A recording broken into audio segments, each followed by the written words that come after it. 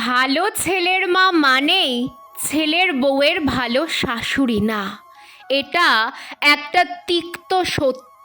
একজন মা ছেলের জন্য জীবনও দিতে পারে, কষ্টের পর কষ্ট করে যেতে পারে, কিন্তু ছেলের বউকে নিজের মনের হিংস্রতা দেখানোর আয়না মনে করে। ছেলের বউয়ের মুখের সামান্য প্রশান্তির মৃদু হাসিটাও কিছু শাশুড়ির গায়ে জ্বালা ধরিয়ে দিতে পারে।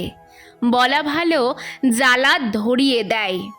মা হিসেবে ছেলের ভালো চাওয়া খুব স্বাভাবিক, কিন্তু ছেলের বউয়ের ভালো সব শাশুড়ি মেনে নিতে পারে না। তবে হ্যাঁ, ব্যতিক্রম অবশ্যই আছে। আমি এমনও অনেক শাশুড়ি দেখেছি যারা বৌমার সামনে খুব প্রশংসা করে, কিন্তু তার বৌমা একটু চোখের আড়াল হলেই লোকজনের কাছে দুর্নাম রটিয়ে বেড়ায় বৌমার নামে। আচ্ছা, তার ছেলের বউয়ের সাথে খারাপ ব্যবহার করতে গিয়ে, তার নামে কুটকাচালি বদনাম করতে গিয়ে, অভিশাপ দিতে গিয়ে এটা সে চিন্তা করে না যে এসব তার সোনার টুকরো ছেলের ওপরেই তো লেগে যাচ্ছে।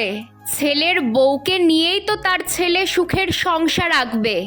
বৌমার পেছনে লেগে ছেলের সংসারের যে অশান্তি, অভাব, অনটন লেগে যাচ্ছে, বৌমাকে কষ্ট দিতে গিয়ে তার ছেলের সংসার থেকেই ইনকাম, সুখ, শান্তি সব যে চলে যাচ্ছে। তবে মায়েদের নিজেই নিজেদের খুঁটিয়ে দেখা উচিত। নিজের সন্তানের জন্য ভালো মা হওয়া খুব সহজ। মা মানুষ হিসেবে ভালো কি? আসলে নিজের সন্তানের মা হওয়া আর একজন অন্য কোনো মেয়ের মা হওয়া মানুষটার মধ্যে পার্থক্য অনেকটাই। সবশেষে এটাই প্রার্থনা করি ঈশ্বরের কাছে, ভালো মাগুলো সব ভালো শাশুড়ি হয়ে যাক। একটা মেয়ে অনেক আশা নিয়ে নিজের সব কিছু ত্যাগ করে দিয়ে অচেনা অজানা একজনকে মা বলে ডাকছে। এই ডাকটার মর্যাদা সবাই দিক। না, ওই অন্য মেয়েটাকে আপনার নিজের মেয়ে বলে ভাবতে হবে না।